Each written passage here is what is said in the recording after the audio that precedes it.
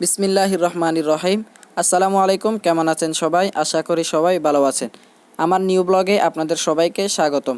আজকের ব্লগটি হলো আমাদের 18 নং কোনাখালী ইউনিয়ন পরিষদের তিনবারের মতো নির্বাচিত চেয়ারম্যান জনাব দিদারুল হক শিকদারের পেরালো মুক্তি এবং তার মায়ের মৃত্যু নিয়ে। আমি যখন কাল রাতে আমাদের মাতামুহুরী শহরালী স্টেশনে গিয়েছিলাম, তখন মানুষের মুখ থেকে শুনতে পাই আমাদের কোনাখালীর চেয়ারম্যান জনাব দিদারুল হক শিকদারের মা মৃত্যুবরণ করেন। ইন্না লিল্লাহি ওয়া ইন্না ইলাইহি রাজিউন।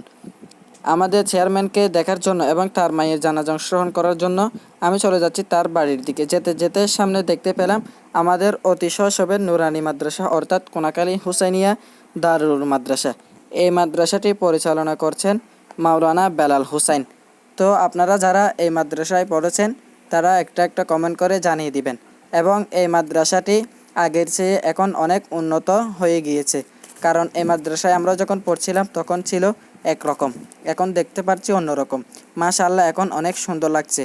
এর পাশাপাশি রয়েছে অতি পুরাতন জামে মসজিদ, যেটার নাম হাজি আহমদ আলী জামে মসজিদ। এর পরপরই আর দেরি না করে হাঁটতে হাঁটতে এদিক ওদিক দেখতে দেখতে চলে আসলাম আমাদের কোনাখালী বাংলা বাজার। এই বাংলা বাজারে রয়েছে একটি উচ্চ বিদ্যালয়, যে উচ্চ বিদ্যালয়ের নাম কোনাখালী করিমিয়া উচ্চ বিদ্যালয়।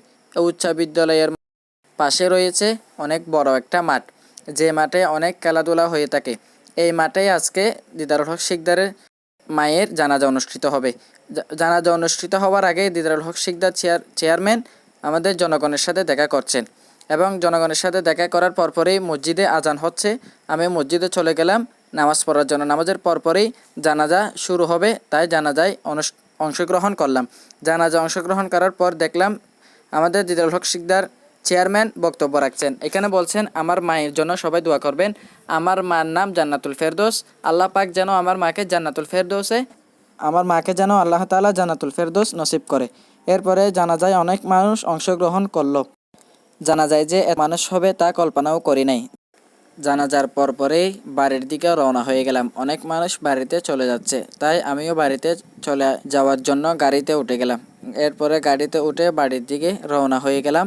আজকের ব্লগ এতটুকু। সবাই আমার ব্লগটি কেমন লেগেছে কমেন্ট করে জানাবেন, আর সবাই আমার জন্য দোয়া করবেন।